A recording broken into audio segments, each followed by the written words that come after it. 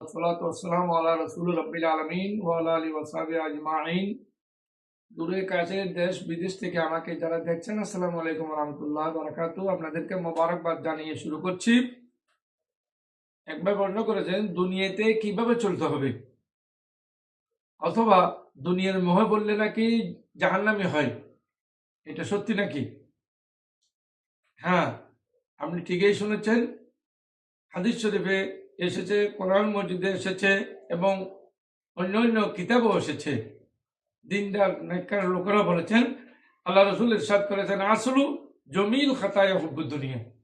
দুনিয়াতে যত অপরাধ হয়, যত খুন খারাপ হয়, দুনিয়াতে যত পাপ হয়, বেশিরভাগ হয় এটা দুনিয়ার মহব্বতের কারণে। দুনিয়ার প্রেমে পড়ে মানুষ এগুলো করে। ওয়াজুল জমিল ফিতন মানুল অসর।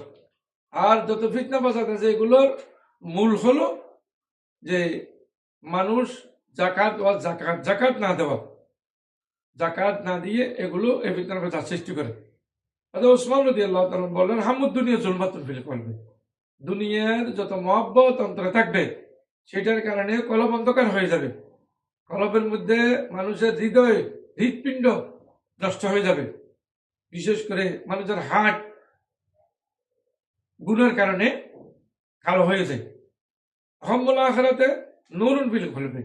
পরকাল নিয়ে যদি কেউ চিন্তা করে তাহলে তার অন্তর পরিষ্কার হয়, তার কলব দবদবে হয়, সাদা হয়। হযরত ওমর রাদিয়াল্লাহু তাআলা বলেন, ইজ্জত দুনিয়া বিল মাল।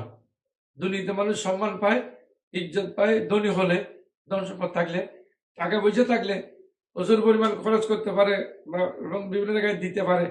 এই জন্য তারা দুনিয়াতে মনে করে এটা দুনিয়াতে ইজ্জত সম্মান। ওয়াইদুল আখিরাতে বিসালিল আমাল।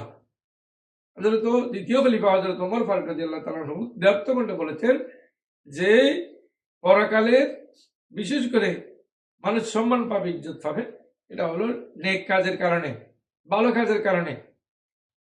যদি ইয়াহইয়া ইবনে মুআয রাদিয়াল্লাহু তাআলা বলেন, মাশাআল্লাহ করিমুন। যারা শরীফ মানুষ, নেককার মানুষ, দিনদার মানুষ, তারা কখনো আল্লাহর নাফরমানি করে না।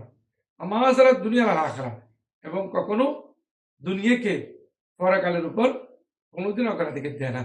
কোরআন মাজিদে আল্লাহ বলছেন যে দুনিয়া চেয়ে পরকালকে যারা ওয়াসারা, যে যারা পরকালকে অগ্রাধিকার দিবে তারাই নেককার, তাদের জন্য দুনিয়া আখিরাত দুই জায়গায় আল্লাহ রাব্বুল আলামিন রহমত বরকত রেখেছেন। ওয়া আখিরু দাওয়ানা আনিল হামদুলিল্লাহি রাব্বিল আলামিন।